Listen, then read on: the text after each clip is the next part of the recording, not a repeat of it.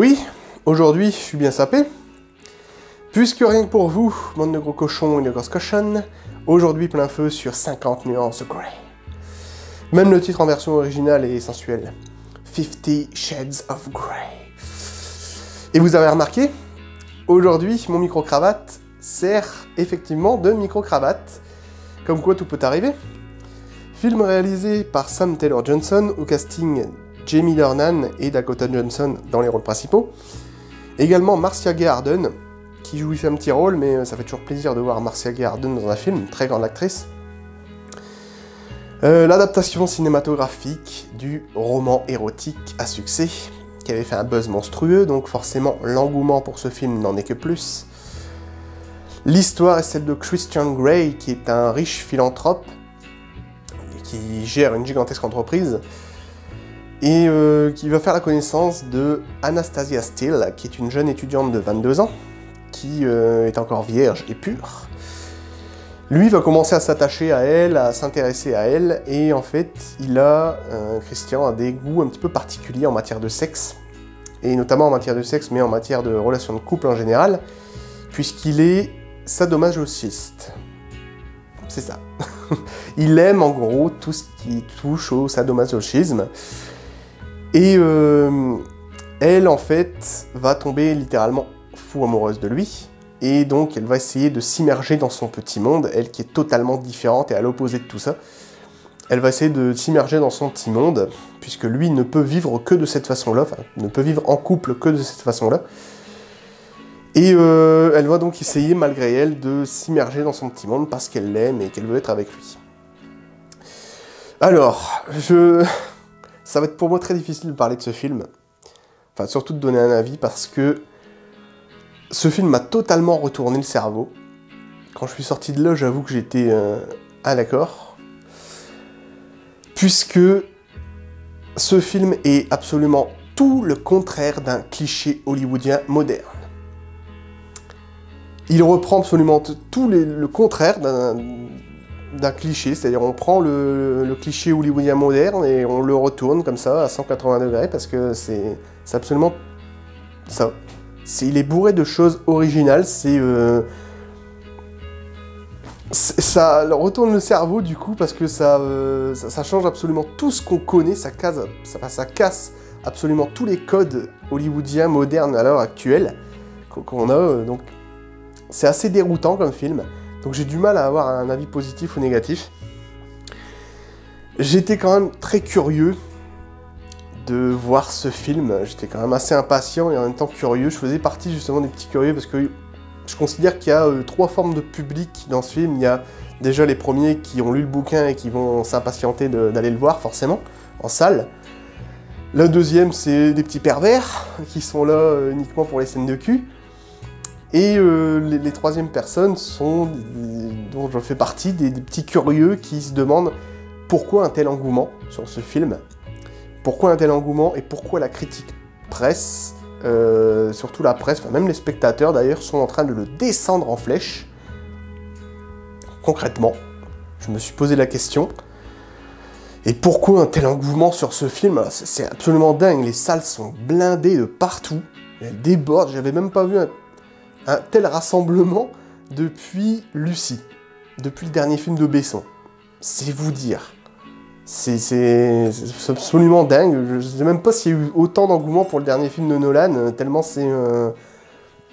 Franchement, là, pour le coup, surtout pour un film qui est censuré quasiment partout, puisque nous, on est quand même... La France est quand même connue pour son laxisme en termes de censure au cinéma. Donc on a eu droit seulement à une interdiction au moins de 12 ans. Je sais que, pour exemple, le film en Angleterre, par exemple, a été interdit au moins de 18 ans. Et en Malaisie, je crois, il a même pas été distribué, tellement il est érotique et tellement assez choquant, en fait, à voir. Donc, nous, on a eu droit qu'à une seule petite interdiction au moins de 12 ans. Donc, quoi. Et donc c'est un film qui, du coup, n'est pas distribué partout, et qui marche, qui a un engouement autant qu'un blockbuster hollywoodien, qui est un gigantesque blockbuster. C'est à la limite, même si on le distribuerait absolument partout, il pourrait se classer dans les plus grands films les plus rentables de l'histoire du cinéma, tellement il cartonne. C'est absolument dingue comme truc. Donc j'étais quand même assez curieux de voir ça au cinéma. Parce que... déjà pour l'engouement, et du fait que c'est un film dramatique, érotique, que j'en vois peu, que j'aime bien le sexe au cinéma. Je trouve que c'est un bon sujet. Dans la vie aussi, c'est très bien. Mais au cinéma aussi, je trouve ça vachement intéressant en fait. Il y en avait un que j'avais vu, que j'avais adoré, qui s'appelait, bah il est là d'ailleurs, il est affiché, c'est Perfect Mother, film qui était réalisé par la française là, qui avait réalisé Gemma Bovary là, récemment. Anne Fontaine, ouais, c'est Anne Fontaine. Enfin bref, Perfect Mother qui était un très très bon film dramatique, mais qui s'axait... enfin, un très bon film dramatique, érotique, qui s'axait plus sur de l'érotisme amoureux, puisque, comme j'ai dit, ce film m'a retourné le cerveau parce qu'il... enfin, 50 nuances degrés m'a retourné le cerveau parce qu'il casse tous les codes hollywoodiens, puisque ce n'est pas en fait une histoire d'amour. Ce film n'est pas une histoire d'amour. Alors les personnages voudraient que ce soit une histoire d'amour entre eux, mais ce n'est pas une histoire d'amour. C'est une histoire de cul, de baise. Tout simplement. D'ailleurs, le personnage de Christian le dit à un moment donné, il ne fait pas l'amour, il baise brutalement. Il fait « je ne fais pas l'amour, je baise brutalement », carrément à Anastasia. Pour qu'elle comprenne bien la chose, et c'est ça qui est intéressant justement dans ce film, qui est vachement intéressant, c'est que nos deux personnages sont en opposition totale avec la façon dont se construit une relation de couple. Ils sont en opposition totale avec ça, en tout à fait désaccord, puisque elle étant, comme j'ai dit, une petite vierge pure qui va forcément se faire dépuceler par Christian. Lui est un amateur de femmes, un riche philanthrope style Bruce Wayne, et qui style Bruce Wayne ou Tony Stark ou qui d'autre qui vous voulez, un grand riche philanthrope qui se tape gonzesse sur gonzesse dans sa petite chambre, sa petite salle de jeu comme il l'appelle, fameuse salle de sadomaso, avec tous ses équipements, menottes, fouet, godemiché, enfin la totale. Et donc c'est plus une histoire de baise, et lui, justement, ce qui est intéressant, c'est que elle va essayer de le changer. Anastasia va essayer comme elle est amoureuse de lui, qu'elle veut justement une relation de couple, tout ce qu'il y a de plus basique, faire des sorties au ciné, au théâtre, où elle veut, enfin, une relation de couple avec des je t'aime à la folie. Lui ne veut pas du tout ça. Il ne dort d'ailleurs jamais dans le même lit que sa compagne. C'est tellement il refuse catégoriquement d'être amoureux d'une femme, et il n'arrive pas à être amoureux d'une femme. Il n'arrive qu'à se satisfaire, qu'à s'épanouir dans une relation de couple que dans cette façon-là. Que en traitant sa compagne de cette façon-là, et en étant le dominant et elle la soumise. Puisqu'elle est... forcément, c'est elle la soumise.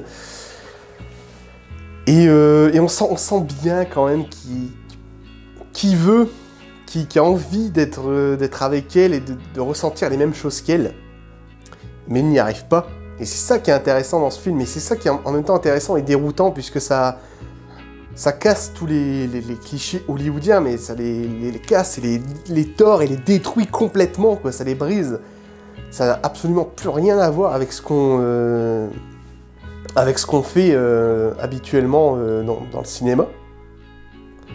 Dans le cinéma moderne, donc c'est en même temps un point positif et en même temps un point négatif, parce que ça déroute un petit peu le spectateur, et c'est pour ça que j'ai du mal à juger un petit peu du film, à voir si j'ai bien aimé ou si je l'ai détesté, parce que c'est un film qui nous retourne un petit peu le cerveau.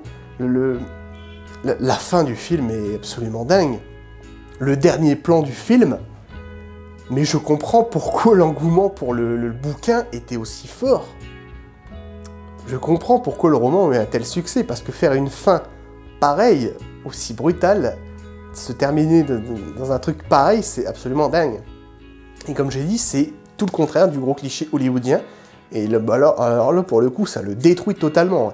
En fait, les 5 dernières minutes détruisent totalement ce qu'on pensait, ce qu'on avait un petit peu envie de penser de nos deux personnages. Parce que dans une histoire pareille, on a une idée de comment ça va finir, forcément. Et ben en fait, non.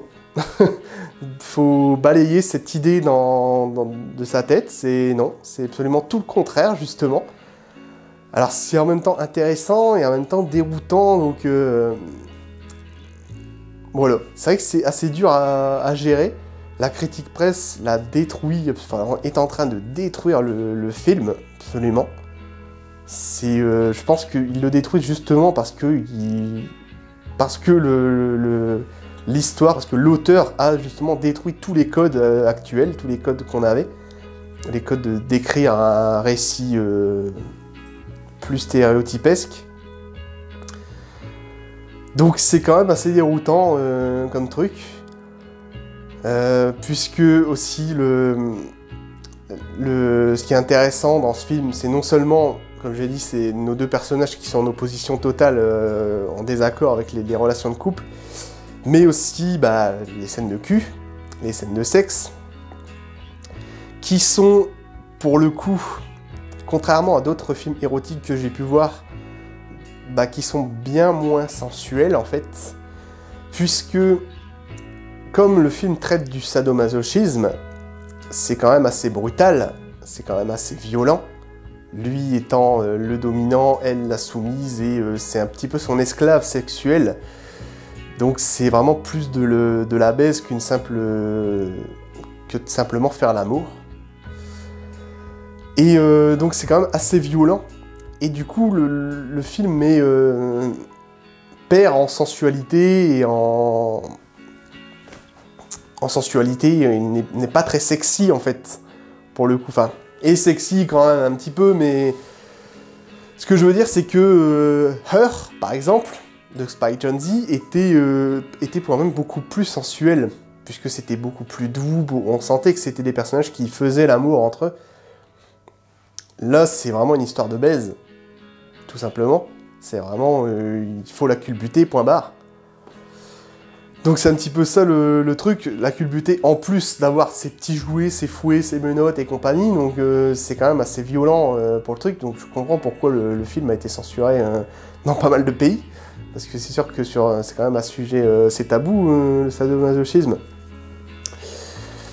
Et assez spécial, quoi, donc... c'est... le film, je disais, on perd un petit peu en sensualité de ce côté-là, mais gagne... enfin, reste un petit peu sensuel sur les bords, je dirais, avec ses musiques, qui sont par derrière. Puisque les musiques sont... c'est beaucoup de chansons, elles sont pas mal, hein. C'est beaucoup de chansons dans le film. Des chansons très pop, très modernes, actuelles. Donc la chanson actuelle, la chanson thème du film étant Haunted de Beyoncé. Il y a encore une autre chanson de Beyoncé, mais une reprise d'une chanson de Beyoncé qui est dans le film, et les scènes de sexe sont accompagnées, sont guidées par ces chansons-là.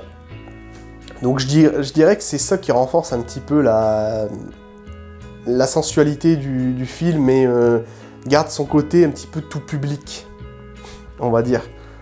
Un petit peu tout public, un petit peu, voilà, on essaye de faire un film fort, une adaptation de roman qui serait susceptible d'intéresser beaucoup de monde, contrairement à d'autres films érotiques ou d'autres films d'auteurs érotiques qui passeraient un peu plus inaperçus, forcément. Donc là, c'est plus pour engranger un petit peu plus de fric, essayer de nous faire une sorte de film indépendant et à la fois avec un engouement de blockbuster. Donc c'est assez bizarre, c'est assez nouveau, assez neuf, et en même temps j'avoue que je suis un peu sceptique. Je suis sorti de la salle en me disant putain, je viens de voir un truc totalement neuf, mais peut-être limite un peu trop.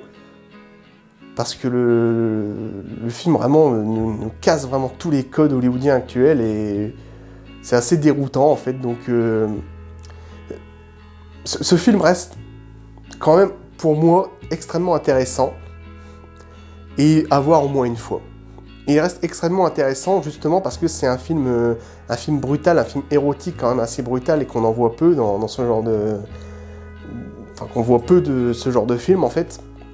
Et que justement que nos deux personnages sont en désaccord total avec les relations de couple et que c'est vraiment deux personnages très différents l'un de l'autre qui vont essayer de s'immerger chacun d'un côté et de l'autre. Mais le personnage de Christian ne peut pas vraiment du mal avec ça, et dû principalement aussi parce qu'il a vécu par son passé, puisqu'il parle de son passé, il reste assez vague quand même. Il cite un petit peu un passé assez flou, mais voilà, il est comme ça dû à ce qui lui est arrivé par le passé. Et voilà. C'est assez déroutant comme film, j'avoue que je suis sorti de là, j'étais un petit peu... Donc j'ai du mal à savoir si j'ai un avis positif ou négatif sur le film. En tout cas, je peux pas dire que le film, justement, est très intéressant. Mais plus intéressant à étudier, je dirais, exhaustivement. Plus exhaustivement que ce que je suis en train de dire là, et qu'une simple critique, en fait. Il faudrait vraiment faire une analyse sur ce film, parce que... il est intéressant justement pour tout ça et que pour le fait déjà qu'il casse le concept du cliché hollywoodien moderne. Et donc voilà, ça reste un film pour moi intéressant et au moins à voir une fois. Après, c'est pas un chef-d'œuvre, c'est clair, c'est pas un mauvais film en soi, il n'y a pas de raison de gueuler comme un taré. Mais ce film est intéressant, tout simplement. Même si j'ai encore pas d'avis positif ou négatif sur le film, mais il est intéressant. Ça, il n'y a pas de doute là-dessus. Donc voilà, c'est à peu près tout ce que j'avais à dire, je crois. J'ai quasiment rien oublié. Ah si, le film est assez drôle d'ailleurs. Surtout sur le premier et le deuxième acte du film.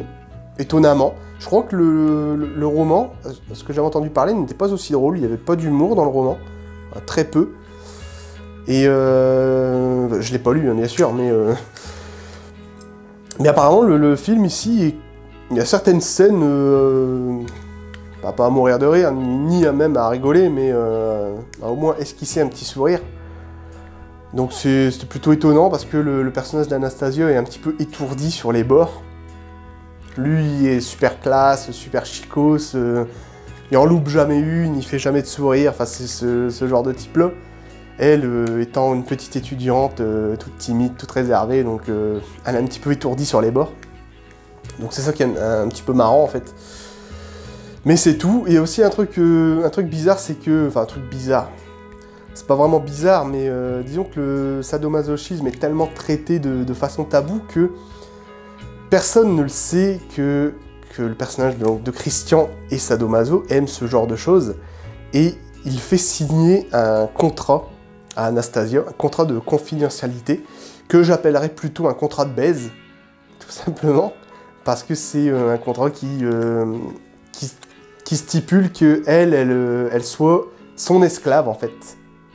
Elle signe un contrat comme quoi elle accepte d'être son esclave sexuel, son objet, son désir pour son plus grand plaisir. Donc c'était assez bizarre comme truc. Bon, en même temps, oui, un petit peu logique sur les bords, parce que c'est vrai que c'est quand même des trucs... et que... des trucs assez tabous, et que lui étant un personnage influent, enfin c'est comme si... voilà, c'est comme si vous regardez les... Comme si on savait les délires sexuels de Bill Gates, par exemple. Ou de Steve Jobs, enfin le défunt Steve Jobs, quoi. Tous des grands hommes comme ça, des grands riches philanthropes qui ont bâti, qui ont changé le monde à leur manière. C'est comme si on savait un petit peu, forcément, si on savait que Bill Gates était sadomasochiste, c'est sûr que ça serait un petit peu énorme dans les médias, et il serait un petit peu courtisé de partout, et ça tirerait forcément les foules, logique. Donc forcément, il garde un petit peu ça secret et il lui fait signer son contrat, son fameux contrat d'esclave, d'être sa soumise, comme il dit. Donc voilà. Donc je peux pas dire si j'ai aimé ou si j'ai détesté, je suis encore un peu perdu, mais ce film reste une énigme et intéressant. Tout simplement. Au moins avoir une fois, rien que pour sa fin qui est absolument brutale et qui casse absolument tout ce qu'on a pu voir à l'heure actuelle. Voilà, rien que pour ça, ça mérite d'être au moins vu une fois. Voilà, film intéressant, mais je suis sceptique quand même. Voilà, c'était assez long, c'était assez classe, c'est normal. Voilà, je vais m'arrêter là, c'était déjà pas mal et limite laborieux, on va dire. N'oubliez pas que le cinéma est un art. Et allez voir 50 nuances degrés, si vous en êtes capable. Ciao, Anastasia.